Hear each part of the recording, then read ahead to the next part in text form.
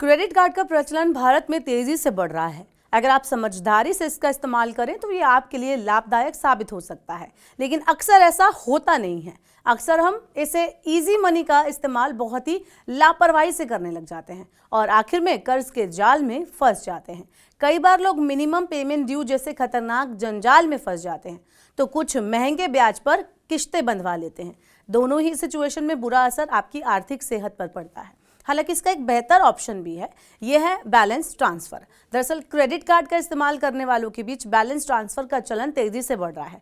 वित्तीय बाजार में बढ़ते कंपटीशन के बीच क्रेडिट कार्ड कंपनियां दूसरे बैंक के ग्राहकों को लुभाने के लिए बैलेंस ट्रांसफर ऑप्शन पेश करती हैं।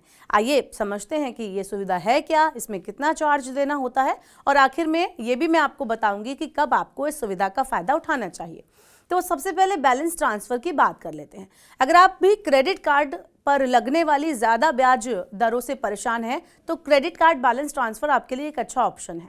क्रेडिट कार्ड बैलेंस ट्रांसफर के तहत आप अपने क्रेडिट कार्ड के बकाया बैलेंस को दूसरी किसी क्रेडिट कार्ड कंपनी के कार्ड से ट्रांसफर कर सकते हैं। जैसे सबसे पहले इसके फायदे हम जान लेते हैं। क्रेडिट कार्ड बैलेंस ट्रांसफर का सबसे बड़ा जो फायदा है वो ये है कि जहां आपको कम ब्याज का भुगतान का फायदा मिल रहा हो, आप अपने बकाया बैलेंस को उस क्रेडिट कार्ड में ट्रांसफर कर सकते हैं। सभी कार्ड्स पर ब्याज दर और जुर्माना अलग अलग होता है। वहीं इसके अलावा बैलेंस ट्रांसफर अक्सर प्रमोशनल ऑफर के साथ आते हैं। ऐसे में बैलेंस ट्रांसफर कर ब्याज दर काफी कम होती है। कभी कभी 0% ब्याज पर भी बैंक बैलेंस ट्रांसफर करने की पेशकश करते हैं। इससे लोन पर चुकाए जाने वाले कुल इंटरेस्ट में भी कमी आ सकती है। इसके साथ ही आप बड़ी बचत भी कर सकते हैं। इसके अलावा कई लोगों के पास एक से ज़्यादा क्रेडिट कार्ड होते हैं। ऐसे में हर किसी की बिल ड्यू डेट याद रखना काफ़ी मुश्किल होता है।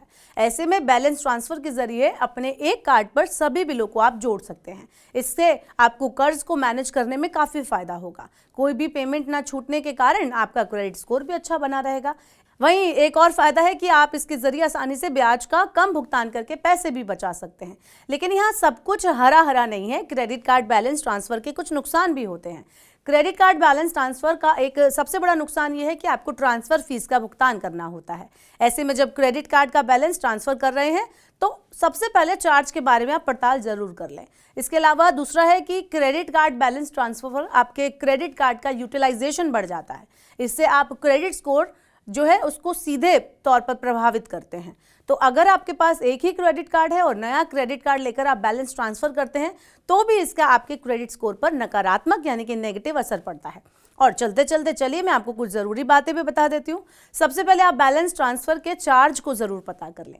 अगर राशि बहुत छोटी है और लोन की किस्त कम बची है तो बैलेंस ट्रांसफर फायदेमंद नहीं होने वाला है। वहीं जिस कार्ड में बैलेंस ट्रांसफर आप कर रहे हैं उसकी क्रेडिट लिमिट कम है तो बैलेंस ट्रांसफर करने से आपके क्रेडिट स्कोर पर नकारात्मक यानी नेगेटिव असर होगा, वो खराब होना तय है।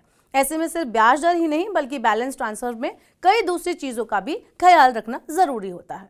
तो ये आपको वीडियो कैसा लगा नीचे हमें कमेंट बॉक्स में ज़रूर बताएं और ऐसे ही और इन्फॉर्मेटिव वीडियोज़ के लिए देखते रहिए मनी9 और डाउनलोड करना ना भूलें मनी9 का सुपर ऐप।